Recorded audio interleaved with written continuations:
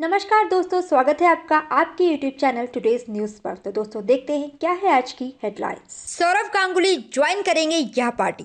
भारतीय cricket team के पूर्व कप्तान और वर्तमान में बीसीसीआई के अध्यक्ष सौरव गांगुली इन दिनों अपने स्वास्थ्य और राजनीतिक पारी की शुरुआत को लेकर चर्चा में बने हुए हैं। आपको बता दें कि सौरव गांगुली के गृह राज्य पश्चिम बंगाल में विधानसभा चुनाव होने जा रहे हैं और चुनाव की तारीखों का ऐलान भी हो चुका है।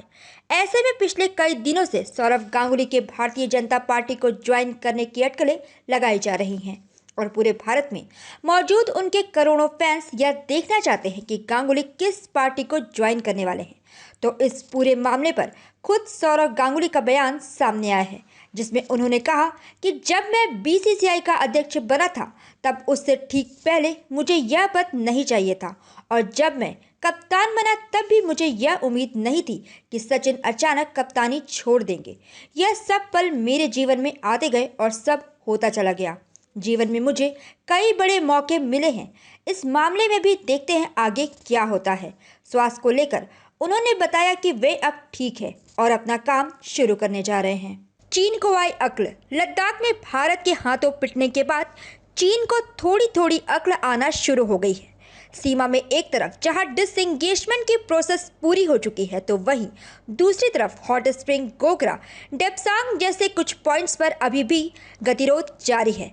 अभी हाल ही में भारत और चीन के विदेश मंत्रियों के बीच इस मसले पर 75 मिनट की लंबी फोन पर वार्ता हुई, जिसमें भारतीय विदेश मंत्री द्वारा चीनी समकक्ष को स्पष्ट कर दिया गया था कि सीमा पर तनाव और अन्य क्षेत्रों में सहयोग संबंध साथ साथ नहीं चल सकते।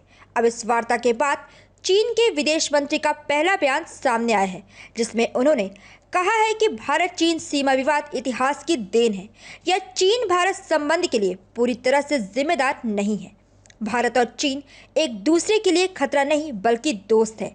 दोनों देश एक दूसरे की अनदेखी नहीं कर सकते, इसलिए हमें नुकसान पहुंचाने वाले काम रोकने चाहिए।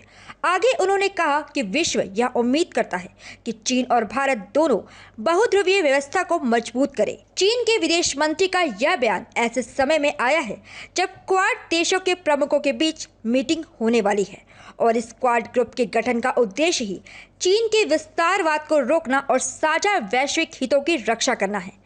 और इस सिलसिले में इस महीने के अंत तक अमेरिकी रक्षा मंत्री लॉयड ऑस्टिन भी भारत आने वाले हैं। दिल्ली धमाके के पीछे क्या ईरान है?